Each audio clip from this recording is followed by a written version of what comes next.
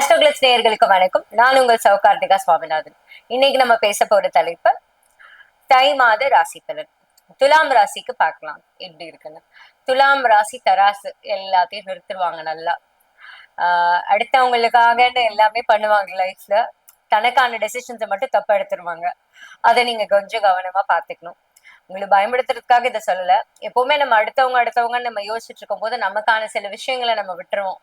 அது நம்ம வாழ்க்கைக்கு நல்லது இல்லை இல்லையா? நம்மளை சார்ந்தவங்களுக்கு அது சந்தோஷத்தை கொடுக்காது. சோ நம்ம குடும்பத்தையும் நம்ம பார்க்கணும், அடுத்தவங்களையும் நம்ம பார்க்கணும். அடுத்தவங்களுக்கு உதவுறது என்னைக்குமே தப்பா போகாது. இருந்தாலும் நம்மளோட விஷயத்தையும் பாக்குறது ரொம்ப சிறந்ததா இருக்கும் நான் நம்புறேன். துலாம் ராசி ரொம்ப நேர்மையானவங்க, ரொம்ப செல்ஃப் கண்ட்ரோல் உள்ளவங்க. எங்க போனாலும் தப்பு பண்ணணும்னு நினைக்க மாட்டாங்க. சோ அந்த விஷயத்துல எந்த பிரச்சனையும் இருக்காது. சிறப்பான அவர்கள் தான் துலாம் ராசி நேயர்கள். சோ உங்களுக்கு இந்த தை மாதம் எப்படி இருக்கும்னா, ஒர்க் ஃப்ரம் ஹோம் பண்றவங்களுக்குனா ரொம்ப சிறப்பா இருக்கும். தினமும் வேலைக்கு போயிட்டு வரவங்க கொஞ்சம் வாகனம் ஓட்டும் போது கொஞ்சம் கவனமா போயிட்டு வர்றது ரொம்ப நல்லது. ரொம்ப லாங் டிஸ்டன்ஸ் டிராவல் பண்றவங்க எல்லாம் ஒரு விநாயகருக்கு ஒரு வெடல் போட்டுட்டு போயிட்டு வந்தா ரொம்ப சிறப்பா இருக்கும். ஏர் செக் பண்றது, ஃபியூவல் ஃபுல்லா இருக்கான்னு பாக்குறது, வண்டியை சர்வீஸ் போட்டுட்டு அதை நல்ல கண்டிஷன்ல இருக்கான்னு பார்த்துட்டு நம்ம டிரைவ் பண்றது ரொம்ப நல்லதா இருக்கும் இந்த தை மாதம். அதை மட்டும் நீங்க கொஞ்சம் கேர்ஃபுல்லா பாத்துக்கணும்.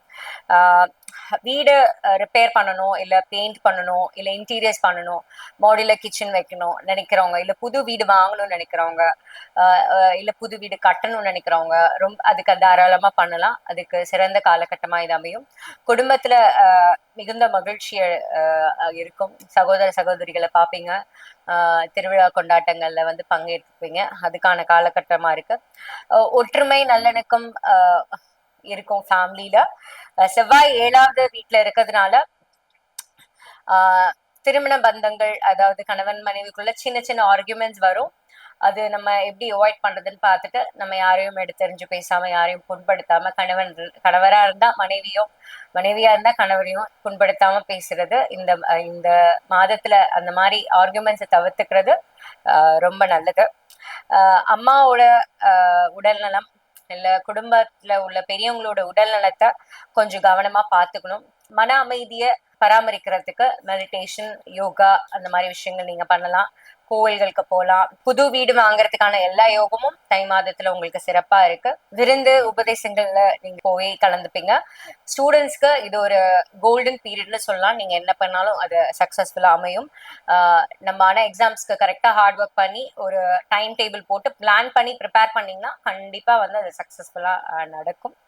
உங்க உடல் நலத்திலையும் லைக் சளி தொந்தரவுகள், இருமல், வீசிங் இந்த மாதிரி விஷயங்கள் ஒரு முதல் பாதியில வர்றதுக்கான வாய்ப்புகள் இருக்கு.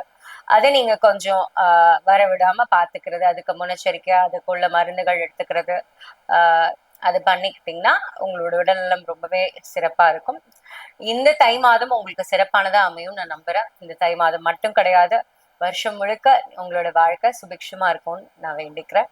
உங்களுக்கான முருகன் ஸ்தலம் சிக்கல் சிங்காரவேலன். சிக்கல் சிங்காரவேலனும் ரொம்ப விசேஷமான ஒரு ஸ்தலம். இது குலோத்துங்கன் பீரியட்ல தான் இதுவும் கட்டினது. அந்த சிற்பி ரொம்ப விசேஷமான சிற்பி.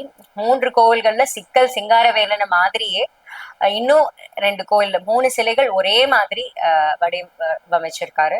10 கை கொண்ட முருகன் தான் சிக்கல்லையும் இருக்கிற ஒரு முருகன். அதாவது மயில் மீது அமர்ந்திருக்கிற முருகன் தான் நீங்க பாப்பீங்க. ரொம்ப விசேஷமான ஸ்தலன். எந்த சிக்கல்கள் இருந்தாலும் அந்த சிக்கல்களை தவிடு பொடியாக்கி அவங்களோட வாழ்க்கைய அவரு ரொம்ப சுபிக்ஷமா அவரு முருகன் ஆக்கிடுவாரு. ஸோ இந்த தை மாதம் உங்களுக்கு ரொம்ப சிறப்பானதா அமையும் நான் கூடி விடை பெறுகிறேன். கருணை கடலை கந்தா போற்றி, முருகா போற்றி, வெற்றிவேல் முருகனுக்கு அரோகரா. நன்றி, வணக்கம்.